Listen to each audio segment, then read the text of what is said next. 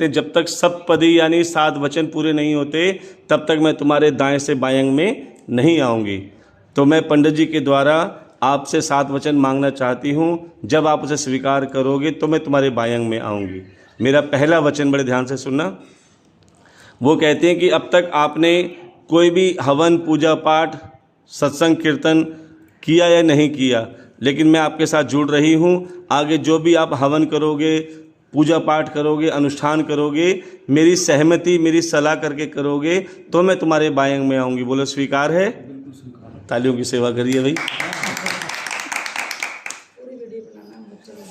दूसरा वचन कहती है कि आपने मेरा पहला वचन स्वीकार है किया। अब दूसरा वचन बड़े ध्यान से सुनिए कि अब आपने कोई भी चीज़ खरीदी या बेची मेरे से पहले, किसी की सलाह ली या नहीं ली, लेकिन अब मैं आपके साथ जीवन भर अर्धांगिनी बन के आई हूँ, तो सुई से लेकर हवाई जहाज तक कुछ भी खरीदोगे या बेचोगे, आप मेरी सहमति लेकर, मेरी सलाह लेकर कार्य करोगे तो मैं तुम्हारे बाएं अंग में आऊँगी। बोलो स्वीकार है? तीसरा वचन वह कहती है, हे प्राणनाथ, कि अब तक आपने जो भी कमाया या खर्चा किया, किसी को दिया या नहीं दिया, लेकिन अब मैं आपके साथ जुड़ गई हूँ जीवन भर के लिए, इसलिए आप अपने खर्चों के साथ साथ मेरा भी 4 ऋतुओं में ख्याल करेंगे। कहते हैं जीवन 4 दिन का है, बचपन, युवा अवस्था, किशोर अवस्था और बुढ़ापा। 2 दिन तो मैंने अपने माता पिता के यहाँ काट लिए, एक बचपन और एक किशोर अवस्था।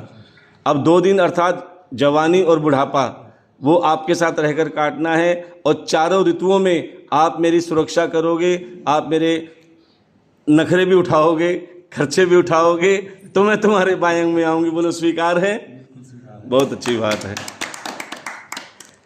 तीसरा 3 हो गए ना, चौथा है। चौथा अभी धीरे धीरे हार्ड होता जाएगा कि देखो अब लेना चाहिए तो हाँ करेंगे ही।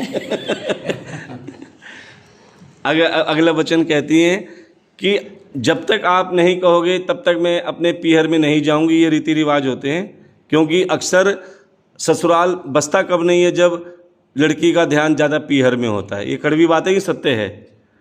कहते हैं ना कि जहाँ अगर पीहर पास में होता है ना, तो सब्जी लेने जाते हैं, फटदेगी पहुँच जाते हैं, तो उससे क्या मन में तनाव चालू हो जाता है।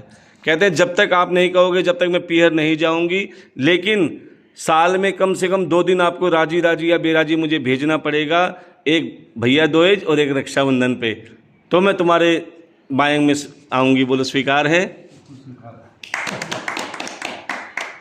अगला वचन कहती है कि हे प्राणनाथ, है 5वां,